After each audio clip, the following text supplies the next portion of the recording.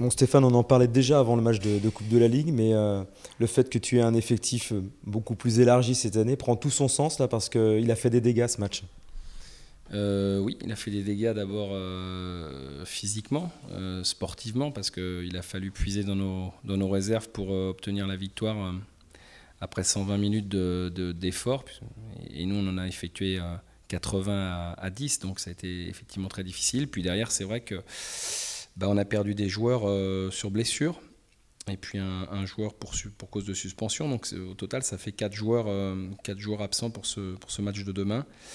Bon voilà, alors heureusement qu'il y a eu la qualif, ça permet de relativiser, et puis encore une fois, on va poursuivre avec la même mentalité et la même recherche de confiance, c'est-à-dire confiance aux joueurs qui seront sur le terrain, et comme d'habitude, je sais très bien qu'ils donneront le meilleur d'eux-mêmes. On dit qu'on récupère mieux quand on gagne, et en plus vous affrontez une équipe qui est dans une dynamique qui est moins bonne que la vôtre.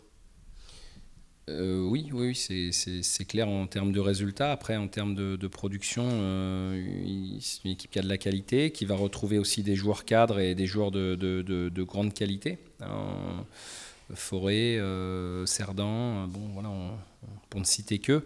Donc, ils ont des armes pour être dangereux. À nous de bien les lire et de bien les maîtriser. Et puis surtout, de jouer notre jeu et de pratiquer notre football.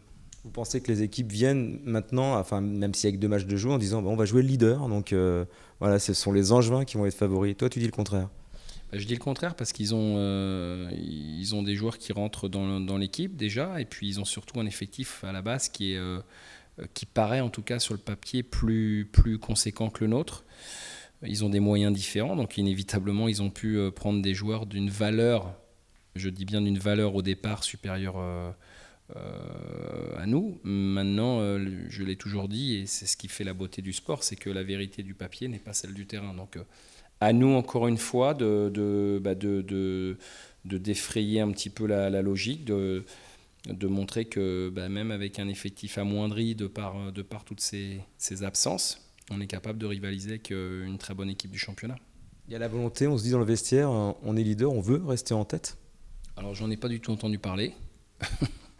C'est pas notre préoccupation. Nous, on essaie de jouer les matchs les uns après les autres. Et ce que j'ai dit aux joueurs, l'objectif, c'est d'avoir aussi faim après une victoire pour le match qui suit.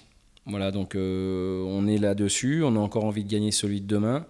Est-ce qu'on aura les forces? Est-ce qu'on aura la qualité pour? J'en sais rien. Mais en tout cas, ce que je suis sûr, c'est que les joueurs vont jouer ce match avec la ferme intention de le gagner.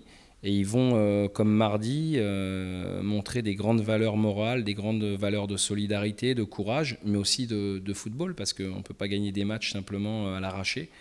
On peut en gagner un, mais bon, là, ça se répète, donc ça veut dire aussi qu'on a des qualités. À nous de les mettre en avant. Et après, on fera les comptes à la fin du match, comme d'habitude. Merci Stéphane.